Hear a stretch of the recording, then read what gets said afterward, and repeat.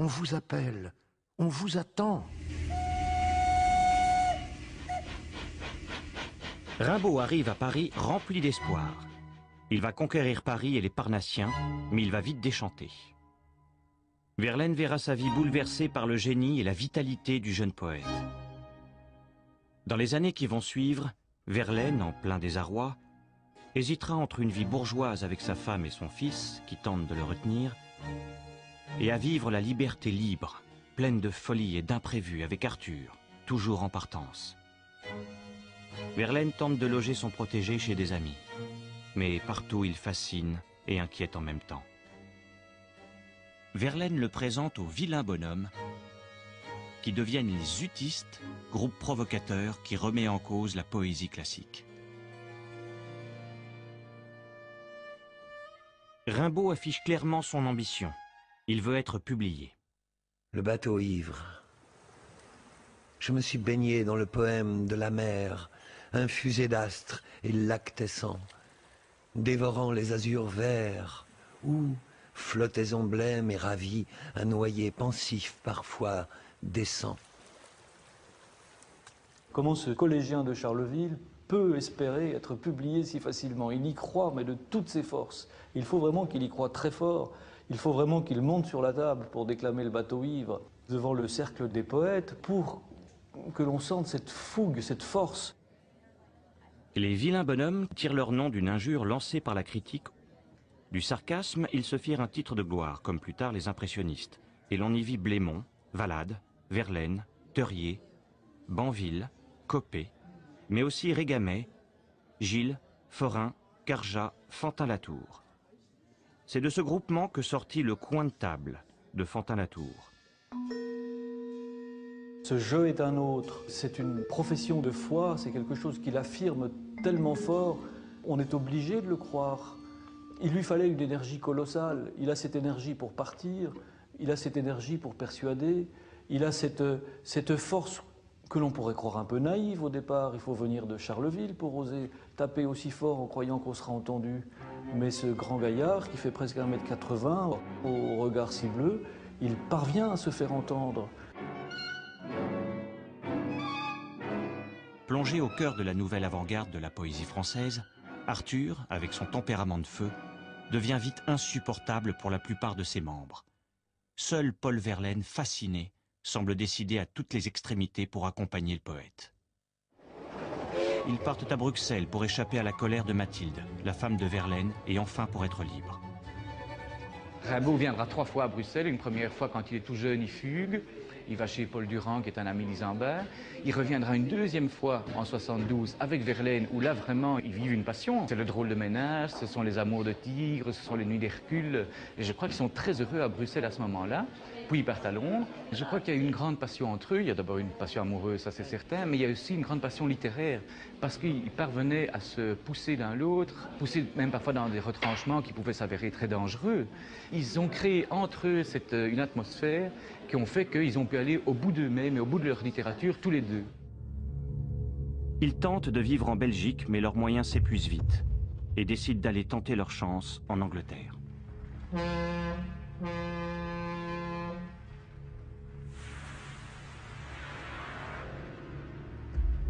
Les deux amis sont émerveillés par Londres, par la beauté de la Tamise. Ils découvrent un monde en pleine mutation industrielle. Les architectures de métal et de verre émerveillent les deux poètes. C'est aussi la rencontre d'une misère extrême et d'anciens communards réfugiés. Ils participent à la vie londonienne, sortant le soir à l'Alhambra, dans les cafés, dans les pubs. Et le poète, sous, engueulait l'univers. Ils s'installent et vont tenter de gagner leur vie en donnant des leçons de français. Ils passent quelques annonces. Ils rencontrent les communards en exil. Mais avec le manque d'argent permanent, l'abus d'alcool et les menaces d'un procès de la femme de Verlaine, les disputes se succèdent. Verlaine décide de prendre le premier bateau. Rimbaud tente en vain de le retenir.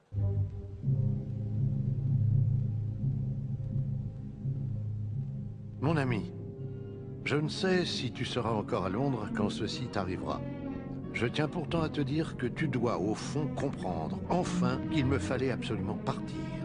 Que cette vie violente et toute de scène, sans motif, que ta fantaisie ne pouvait m'aller foutre plus. Seulement, comme je t'aimais immensément, au ni soit qui mal y pense, je tiens aussi à te confirmer que si d'ici à 3 jours, je ne suis pas avec ma femme dans des conditions parfaites, je me brûle la gueule. Ma dernière pensée, mon ami, sera pour toi. Pour toi! Veux-tu que je t'embrasse en crevant? Ton pauvre Paul Verlaine. Nous ne nous reverrons plus en tout cas.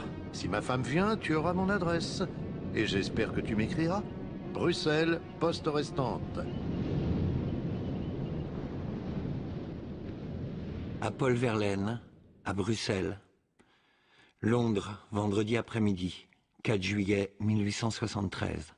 Reviens, reviens. Cher ami, seul ami, reviens. Je te jure que je serai bon. Si j'étais maussade avec toi, c'est une plaisanterie où je me suis entêté. Je me repens plus qu'on ne peut dire. Reviens, ce sera bien oublié. Voilà 2 jours que je ne cesse de pleurer. Reviens. Sois courageux, cher ami, rien n'est perdu. Tu n'as qu'à refaire le voyage. Nous revivrons ici bien courageusement, patiemment. Ah, je t'en supplie. C'est ton bien d'ailleurs. Reviens, tu trouveras toutes tes affaires. J'espère que tu sais bien à présent qu'il n'y avait rien de vrai dans notre discussion. Cher ami, j'ai ta lettre datée en mer. Tu as tort cette fois, et très tort. D'abord, rien de positif dans ta lettre. Ta femme ne viendra pas ou viendra dans 3 mois, que sais-je. Quand t'as claqué, je te connais. Tu vas donc, en attendant ta femme et ta mort, te démener, errer, ennuyer des gens. Quoi? Toi, tu n'as pas encore reconnu que les colères étaient aussi fausses d'un côté que de l'autre? Mais c'est toi qui aurais les derniers torts, puisque même après que je t'ai rappelé, tu as persisté dans tes faux sentiments. Verlaine est perdu parce qu'il hésite toujours, mais il hésitera comme ça toute sa vie. Il hésite à la fois entre la passion qu'il a pour Rimbaud et ce désir qu'il a d'avoir une vie calme, sans heurts, bourgeoise, avec sa femme Mathilde. Et donc c'est un homme qui est perdu. Quand il arrive ici à Bruxelles et qu'il écrit à tout le monde, il écrit à sa mère, il écrit à Edmond Lepelletier, qui va se suicider, ce qu'il ne fait jamais. Verlaine menace toujours de le faire, mais ne le fait jamais. Il appelle au secours, et puis Rimbaud vient le rejoindre. Ils continuent à boire tous les deux. Verlaine est saoul, ils sont dans la chambre d'hôtel, et Verlaine tire 2 coups de revolver, probablement même sans s'en rendre compte.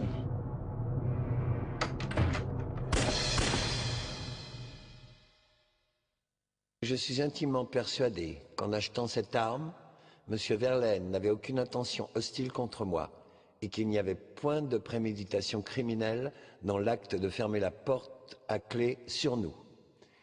Que la cause de l'ivresse de M. Verlaine tenait simplement à l'idée de ses contrariétés avec Madame Verlaine, sa femme.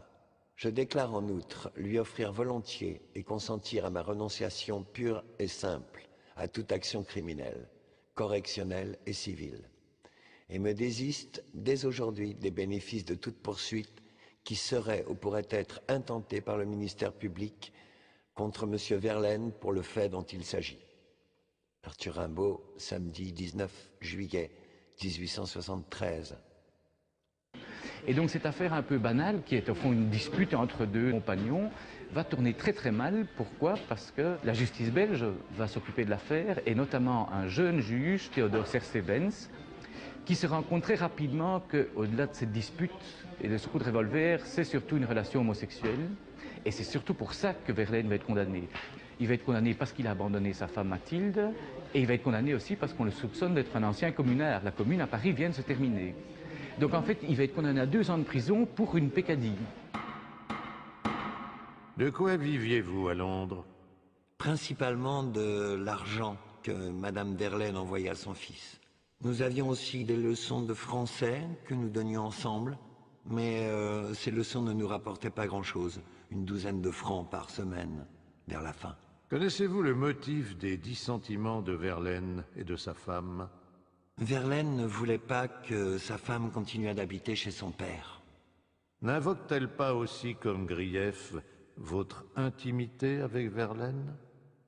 Oui, elle nous accuse même de relations immorales, mais je ne veux même pas me donner la peine de démentir de pareilles calomnies.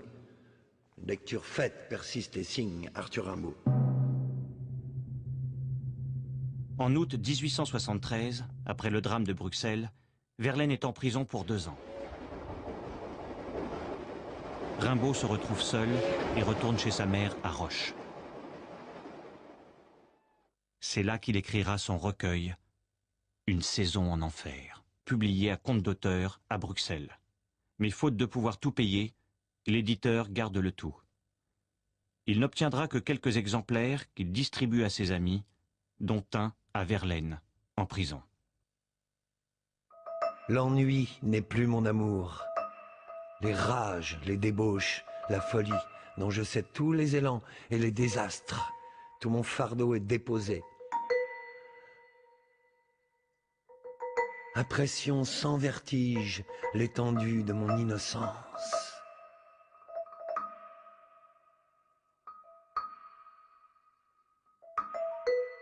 « 1873 et la saison en enfer, c'est sans doute le moment où, encore une fois, tout bascule. Il a fallu le coup de feu de Bruxelles pour que la saison en enfer puisse, d'une certaine façon, exploser. Arthur a besoin de ces moments très forts, et le coup de feu en est un, pour revenir à Roche, faire cette démarche du retour vers les Ardennes. Et à ce moment-là, il s'enferme dans le grenier de la ferme familiale. Et c'est encore une fois cette explosion intérieure qui lui donne toute l'énergie pour écrire sa saison. Et c'est un accomplissement total. Il y travaille jour et nuit. Il a l'impression que ce moment-là est le plus intense. Et en même temps, il s'agit pour lui, en tournant les pages du brouillon, de tourner la page. Il faut que cette saison lui permette d'oublier tout ce qui vient de se passer pendant 2 ou 3 années. Il a besoin de vivre différemment. Et encore une fois, on touche insensiblement à ce jeu est un autre. Comment faire que l'écriture puisse se transformer en quelque chose? Rimbaud devient l'alchimiste au moment de la saison en enfer. Et ça lui permet d'aller vivre une autre vie. Ça lui permet d'être celui qui va pouvoir transcender les choses.